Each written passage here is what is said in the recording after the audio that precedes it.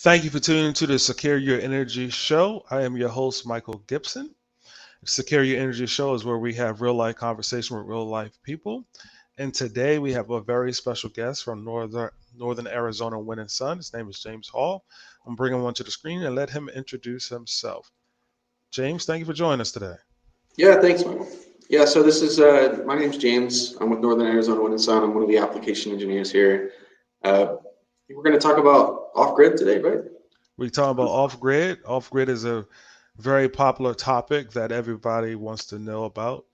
And our topic is yes, we can do off grid. I know everybody wants to go off grid sometimes, at least that's a thought that a lot of people have. But what I wanted to ask you is this is the number one question that I get in my job right now. And this question that people ask me, I want to know if you get a similar question asked to you on a regular basis. And the question is right here: what size solar system do I need for an off grid application? Well, yeah, so first, let me just say that most off-grid customers, for the most part, aren't doing this by choice. They're doing this by necessity. Rarely are you going to go off-grid or just specifically go without the grid in general, unless you absolutely have to, or it's just financially not practical to connect to the grid. And so that the question that you have is absolutely, it comes up all the time. It's I got a 2,000, 3,000 square foot house. How much solar do I need? Well, I mean, realistically, your 2,000 square foot house and my 2,000 square foot house don't consume the same amount of energy. So this is a topic that basically transitions you into doing load calculations. So we have to know how much energy on a daily basis you're going to consume so that we can calculate how large the actual system needs to be. And I mean, generally there's going to be, several aspects of a system that need to be calculated based on that amount of energy that you're going to be consuming. So how would a homeowner go about selecting loads? Like what does that look like? What type of decisions or questions should one ask themselves when selecting a load? Well, okay, so if you're going to go off grid, there's some loads that it just really doesn't make a whole lot of sense to have, and then there's ways to optimize the house so that it becomes as electrically efficient as possible and ultimately thermally efficient. In general, you want to make, if you're building a house from scratch, from ground up, and you're going off grid, you really want to choose the appliances that you're going to have in that home, as well as design the home around the appliances. So it's not just a matter of like sizing a solar electric system to suit a home, because there's various design choices you can make when you design the house that will make significant impacts on the scale of the off-grid system, and thus the upfront cost of that system. So things like an electric range, an electric water heater, everyone thinks, well, I'm going to go off grid, so I want everything to be electric. Well, that's fine. You can do that. I have a lot of clients who go all electric, but the scale of the system can be 2 or 3 times larger than if you, for example, decided to go with like a gas range, like LP, and an instant gas water heater and stuff like that. So there's several choices that you can make on the appliance side that will scale the system. And then in general, as far as calculating loads, once you've kind of got like an idea as to what you plan on running off the system. In a normal house, you're going to have, lights, several receptacles, various like minor appliance loads, computer, that kind of stuff, coffee pot. But the big stuff really makes the system change quite a lot, like electric water heater and stuff like that. So it's not to say you can't have an electric water heater as kind of a dump load or an auxiliary like reserve to set unused energy into, but calculating the loads really is more than just adding up, what you're planning on putting in the house. You really want to think about what you're going to do there. So when someone goes off grid, you had mentioned the fact that they're not doing it of their own volition.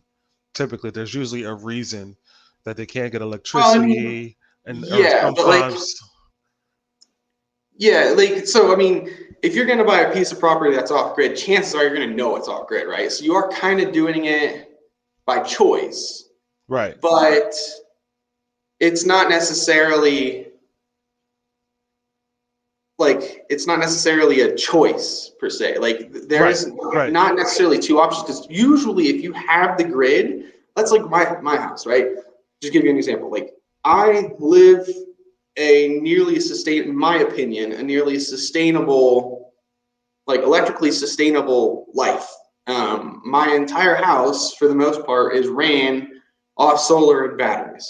Okay, but I have the grid. Like I don't completely disconnect from it. I keep the grid as a backup generator, and that, in my eyes, is kind of off grid. But realistically, I still have the grid. And that can be considered a grid like exclusive Okay. situation, but real off grid is like there is no grid. You either make your energy sustainably with solar, or you offset your lack of production with a generator. There is no grid, right?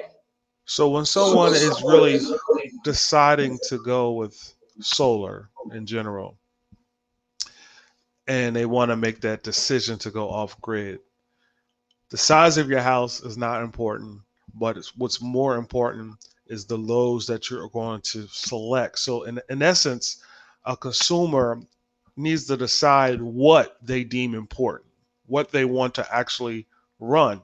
Now, in Northern Arizona Wind and Sun, if I know what I want to run and I have an idea of what I would like to do, can you guys help somebody calculate their loads? Yeah, of course. I mean, we can help add them up, but we do more than that. Like, I've been doing this for a long time, and I have a lot of insight into how the general consumer of energy is going to use their energy.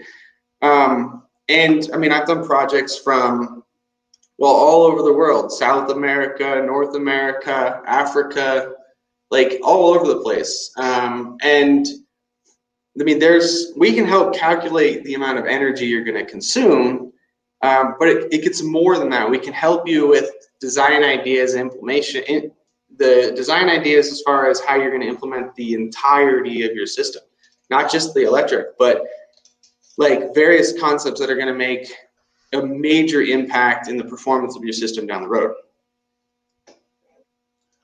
So you guys are like soup to nuts. Well, yeah, You we help with try the to we try to I mean, obviously our main goal is to put together, like, take your problem as far as, designing the electrical system for your house, and try to put together a reliable and robust solution that's going to allow you to power your off-grid home, or your grid exclusive lifestyle, right? So like that's our specialty. I mean, we do grid tie, and we do all sorts of like grid tie with battery backup and stuff like that. But our specialty is off grid. That's what our forte is, and we can get you everything from the panels and mounting, the inverter system, the batteries, the interconnect, all of that, so that you can integrate this into your project and with your project to be comfortable, to get you what you need and help you size that system. Okay, so this is my next question for you. What are the four main components of an off-grid system? If someone says, "Hey, I saw this today.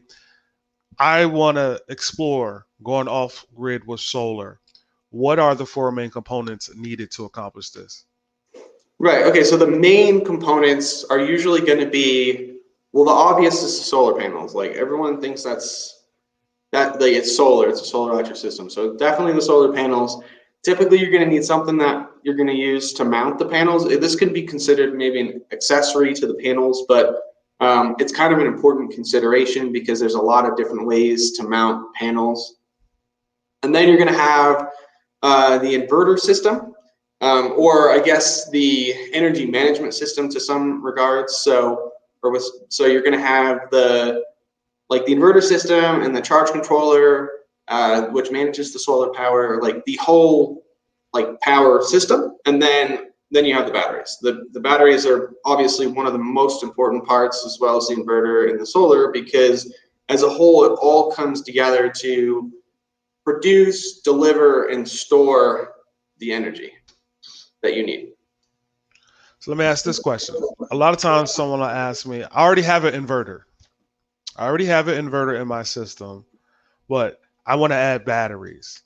So what is the difference between a PV inverter versus what we call a hybrid inverter for that you add batteries to? What are some of the differences there?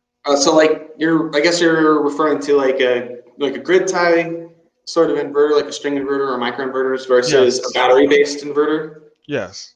Okay, so well, conventionally, like a regular grid tie inverter is just specifically designed to take photovoltaic power and invert it to deliver essentially to the main panel and thus to the grid. So they typically don't have any interaction with a battery bank. There's some, I guess we would call them kind of a hybrid solution, which is basically like a battery-based inverter that can do that as well, like Solarc or the Skybox from Outback and a few others, where they essentially can just straight invert and deliver to the grid, but also interact with batteries. But primarily for off-grid applications, you're going to need a battery-based inverter charger. Now, it can be a hybrid solution in some cases, or it can just be a standard 48 volt or 24 volt, or I mean, most people aren't going to do a 12 volt, but inverter charger. And depending on how you want that product to deliver is going to really kind of determine which product is best for your application. But an inverter charger, specifically a battery-based inverter charger, is what you're going to need for an off-grid application. Okay. So my next question is, when we go off grid, how important is the inverter selection in an off grid system?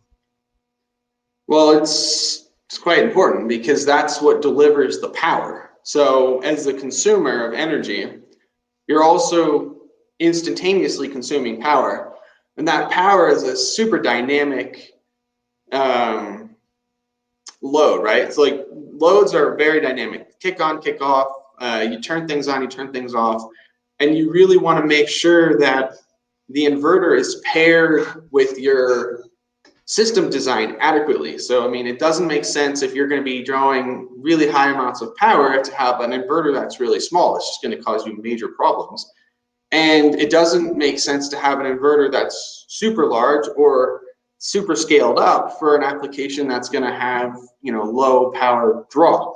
And so it is absolutely an important consideration to size the inverter perfectly to suit your application and to make sure that possibly is a dynamic solution so that as loads increase, for example, as you expand your home or you add more appliances, you can possibly add more inverters to work together to power higher demands. So it's a super important consideration.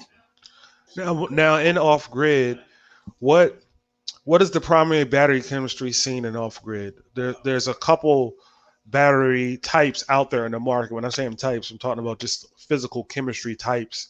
What primarily do you see in off grid applications? What are the main battery types? Okay, so I mean, the primary chemistry, I mean, you really have three primary chemistries or common chemistries, maybe four, but really the most common is going to be, well, I guess it kind of depends on where in time you look at this. So in the past, the most common was like lead acid. They've been around for 100+ years. It's a known chemistry and it's relatively reliable and safe. But conventionally nowadays, most people are going with lithium. This is obvious. This is why we're having this conversation. But lithium is a significant contributor in modern system designs. I would also say that you have nickel iron batteries, which kind of, I mean, they're there, but I have reservations about them. And you have cadmium batteries, nickel cadmium batteries, which is like an AGM, like a maintenance-free solution that's, you know, not as prevalent. So, but by far the most common this day and age are lead acid and lithium. And specifically, lead acid is being flooded or AGM, and then obviously lithium iron phosphate chemistry for, you know, modern system designs. So, if I'm hearing you correctly, batteries have been around for a while because just listen to what you're saying. The evolution of batteries. Batteries has been around for a while in solar design. And my question is this: so, lead acid, you mentioned AGM style batteries. You mentioned the lithium battery. What are the main differences you see between lithium versus your lead acid batteries? Okay, well, okay, so the easiest way to describe this is based on the limitations of various solutions. All right, so I mean, the biggest obvious difference to a lot of you know, customers up front is going to be the difference in cost, right? Well, you know, lead acid, AGM, lithium, there's a pretty significant variance in cost associated with, you know, the battery chemistries, or at least the battery types. However, there's significant advantages going with different options. So if you're just putting together a system, you know, you have a minimal budget, for example, and you need a reservoir, then lead acid's probably going to be your first, like the first thing you look at. But there's potential issues with flooded lead acid batteries. For example, they off gas hydrogen. They're caustic. They suffer from partial state of charge. They cannot be expanded. And that same goes for AGM in the sense that they can't be expanded. AGM is a little bit more expensive, but it's a maintenance-free solution. Depending on the chemistry, like the actual delivered solution, they may or may not suffer significantly from partial state of charge. But you know, at least they're a maintenance-free variant of a flooded lead acid battery. And then you have lithium. And the reason why a lot of our clients nowadays are kind of moving towards the lithium solution is because of primarily scalability and depth of discharge and lifetime cost evaluated, right? So in the scheme of things, lithium batteries tend to be the most affordable solution in the long run. They can tolerate massive amounts of abuse. So like anybody that's getting just into an off-grid system, I can almost guarantee you go flooded lead acid batteries, you're going to end up, I hate to say it, but destroying those batteries well before their end of life. It just happens. Unless you baby the batteries constantly and worry about them and just constantly take care of them, you're going to destroy them. With lithium batteries, they have an internal battery management system. You are hard pressed to usually damage them from abusive behavior. And even myself, like I've been doing off-grid for a long time, the off-grid system designed for almost 8 years now. And on my system, I've taken my batteries, well, I call it graveyarding, on multiple occasions. Complete BMS shutdown. If that was a lead acid battery, I can check off a year every time I do that, basically. With the lithium battery, it's a solution you just don't have to stress about. If it over discharges, you recharge it back up. It's not a big deal. And ultimately, the biggest advantage that they have is that they're expandable. And so every aspect of a system, if it's designed correctly, as we talked about, the 4 primary components can be expanded except for the batteries unless you go with lithium. So you can add more solar panels, you can increase your power management system by either adding more inverters or adding more charge controllers. You can add more batteries only if you go with lithium batteries. I mean, that's not to say you can't add more batteries if you go with lead acid, but best practice dictates you shouldn't. And so that's why lithium is really common in this day and age. So when you say about adding to your system, so if we had a lead acid battery, is the reason why you can't add to that, or it's not highly recommended, is because of the degradation of the battery? Is that part of the reason why they don't recommend adding Yeah, to they the lead negatively acid? affect each other. Okay. So, I mean, ultimately, your goal when you have a battery bank is to get as much life off the battery bank as possible. It's a sunk investment, and it's just depreciating constantly, right? Anytime you use it, it's degrading. If you add to lead acid batteries, then essentially they negatively affect each other, and you ultimately end up with even less life on both of the battery banks. And so it's a negative, it's even more of a negative investment, right? So ultimately, what you want in a system is to get as much usable energy off of the battery bank as possible so that you can minimize your unit cost per energy, right? So when you're designing the off-grid system, I guess you got to have two approaches then, because the one is cheaper upfront, and the other one is more cheaper in the long run, or less expensive is a better word, I should say.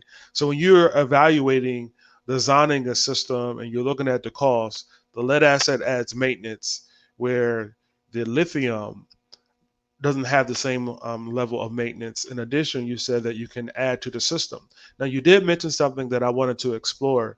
Is there an advantage to having a battery management system in a battery? Well, it's imperative with respect to lithium. But let me touch on something. So one shouldn't design a system based on cost. When we look at a customer's problem, and we're trying to derive a solution, our goal is to drive the best solution. If we have to, tailor that solution around some other conditions, then we can do that. But ultimately, designing the best solution is the utmost importance. And so I mean, there are going to be different things that will drive a particular way of doing things, but it's not about cost. It should never be about cost. I mean, of course, everyone has a budget, but when we look at something, we look at it like the best way to do this is this way. All right. So that's what one should consider, and then, redesign or retailor the solution based on limitations. As far as batteries are concerned and BMSs, um, it's imperative that a lithium battery has a BMS in my eyes. That's what makes it such a robust solution. The fact that the battery management system can monitor the lithium battery internally and essentially say no when the battery is getting to a point where it could be damaged.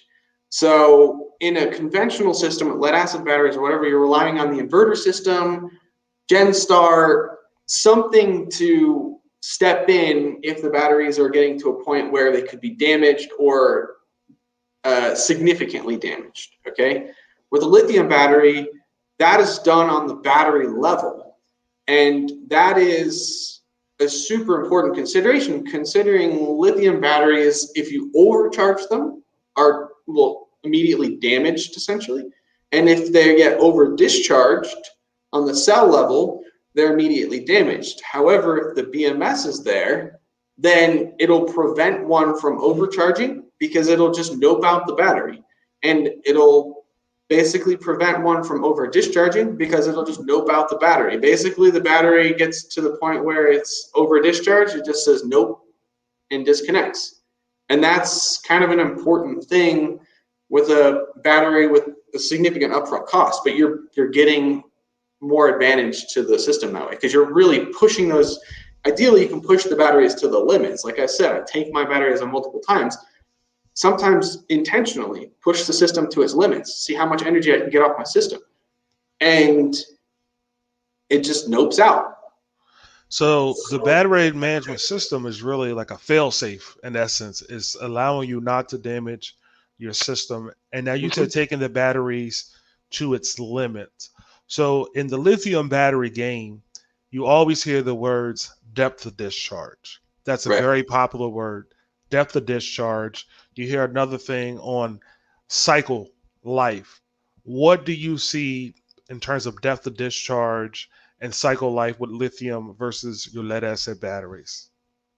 Well, yeah, I mean, there's the manufacturer's defined depth of discharge, and then there's realistic depth of discharge.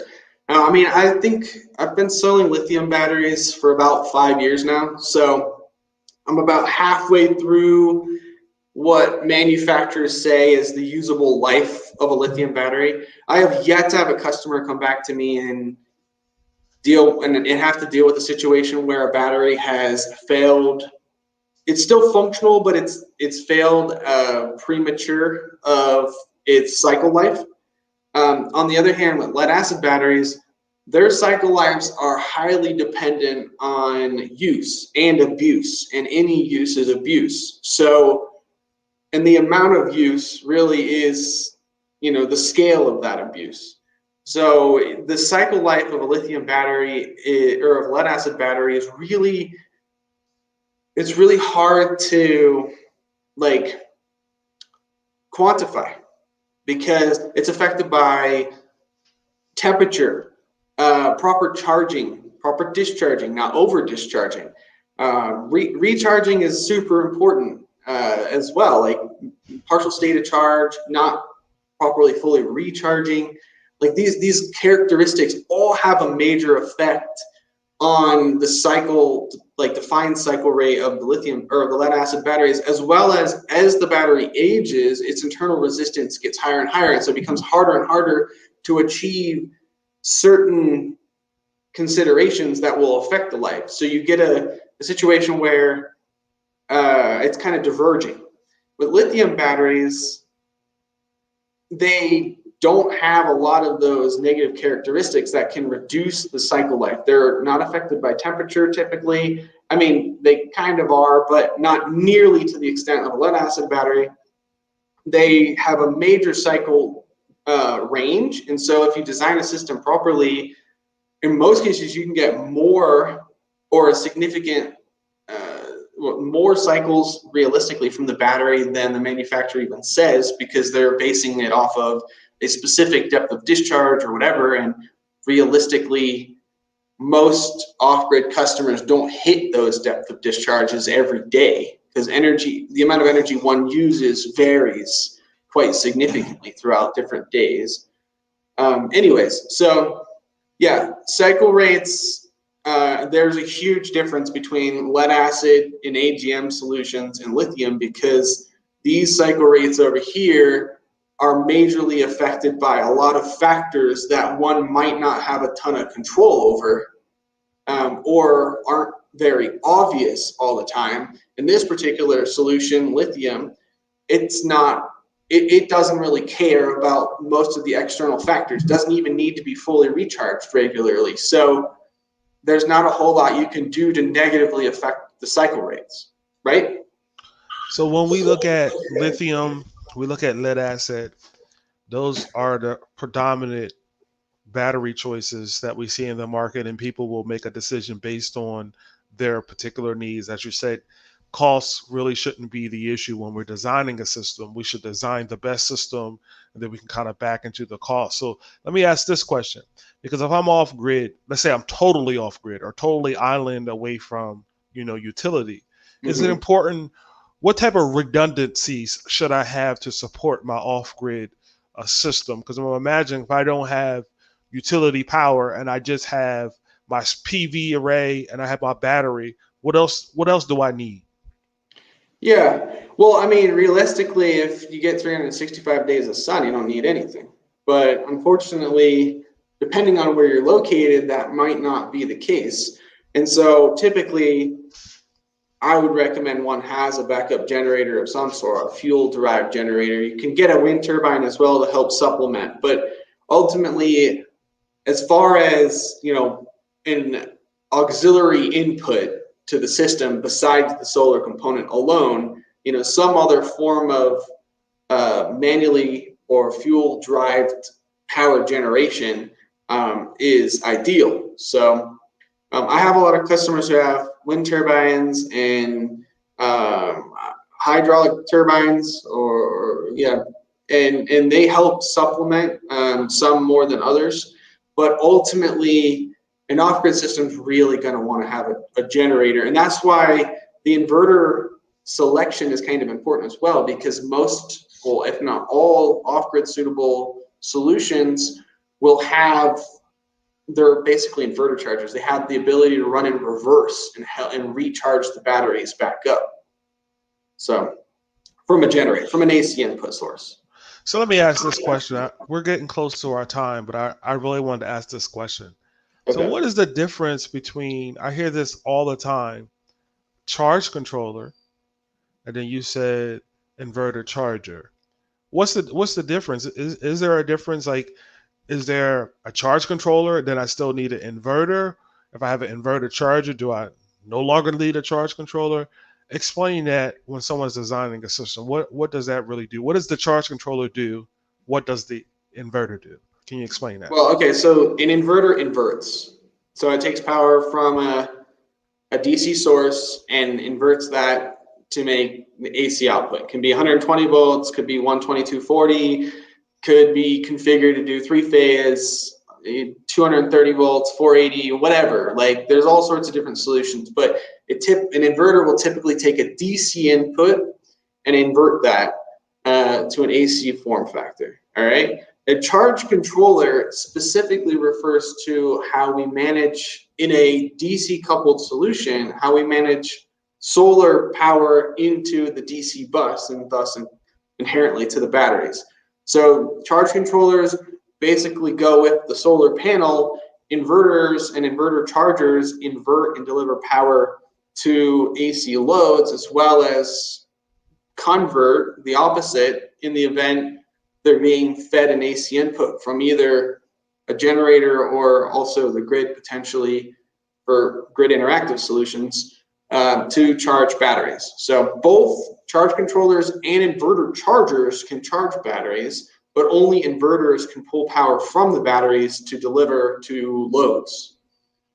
And you will most likely need both, unless you get like an all-in-one solution that has that solar charging component built into it in some manner. And there's several products out there that have that, or there's several systems that you can get that have both the inverter and charge controllers kind of on one system, and pairing an array with the charge controller and the inverter with your loads is kind of a key to selecting that kind of solution.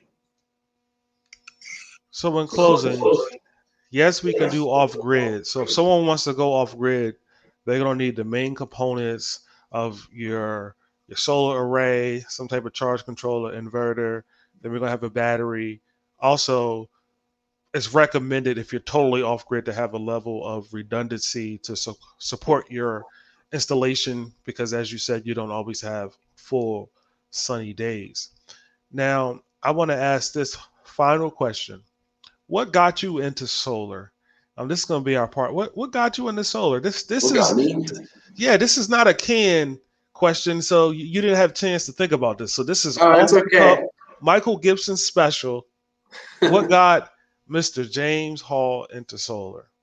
Well, solar kind of fell into my lap. I've been doing it for quite a long time through college, and my my original endeavor, I guess, was I specifically was designing standalone systems for a variety of different small load applications. This obviously got me familiar with DC coupled solutions, solar, charge controllers, batteries, and a variety of scalable loads. And I lived in Florida. That's where I was. So we had lots of distribution into the Caribbean and throughout the United States and Europe. And then I transitioned into specifically designing and specializing in large scale off grid systems. So scaled up significantly. And basically what got me into it is, well, it just fell into my lap. Like I didn't choose solar, it chose me. Um, but I like it. This is my passion. This is what I do. You didn't choose solar. Solar chose you. I like that. I like that. I like that a lot. Well, James, I definitely appreciate you coming on our show and being a guest. And what do you see? I guess this is my final question, right? My final question. Final? Final. You know what I mean? That means I'm serious. Final. I'm coming in. All right. What do you see for off grid in the future? What, how do I want to say this? In the future, off grid, we know where it's at. What do you see as the next step in off grid just to making it better, more robust? What do you see for off grid in the future? Yeah, I don't know. It's hard to envision because I mean, if you look at the way systems have transitioned in the last 10-ish years, probably, the most innovative solution pre-lithium was the Mppt charge controller. Like that revolutionized solar power delivery into a system. Now you just said Um, big words. You just said big words. I mean, MPPT. What's that? Break that down for some people that don't that's know. so yeah. So maximum. So I mean, basically, this has to go back to charge controllers, but there's two variants of charge controllers. You've got PWM charge controllers, which are basically tying a solar array directly into the batteries. It's kind of an older way of dealing with power. And then you have MPPT charge controllers, which are maximum power point trackers. And they're a much more sophisticated, basically buck converter that is super efficient at delivering the maximum amount of power the solar array can produce into the DC bus, to loads and to the batteries. So maximum power point trackers, they were, they probably realistically started taking off about 10 years ago. And then about 2-3 years ago, maybe my time's a little bit off due to how crazy the industry's been in the last few years. But lithium just started like going nuts. I mean, there's a huge amount of advantage to it. What's next is really hard to put a finger on. I think commonly in the industry, a lot of manufacturers, as far as inverters are concerned, have all been using low frequency switching, toroidal or transformer based inverters. I think there's a slight transition to going with high frequency switching inverters, which are common in grid tie. So that might be something to keep an eye on, or maybe even high voltage DC battery banks and inverter equipment to do off grid. It's really hard to see. Maybe there's going to be a new generator out there that'll help supplement solar input, like a whole new technology there. We'll all have to just see. And being that I sit in this industry, I'll see it first. But yeah, I look forward to seeing what happens in the future as far as innovation is concerned. Well, the future is definitely bright. It's definitely bright in this industry. And again, I really do thank you for your time, for chiming in and just hopping on and being a guest. Sorry for taking you a little bit over time, but I really It's no just big deal. enjoyed the conversation. And James, thank you for joining in. And you've been watching Secure Your Energy Show. I'm your host, Michael Gibson. And if you would like to be a part of the Secure Your Energy Show, you can go to bit.ly// Secure Your Energy Show to get a spot. And also, it airs bi weekly at 11 a.m. So, bi weekly on Wednesdays at 11 a.m. is when you can view our show. And we do thank you for viewing. Please share and also follow.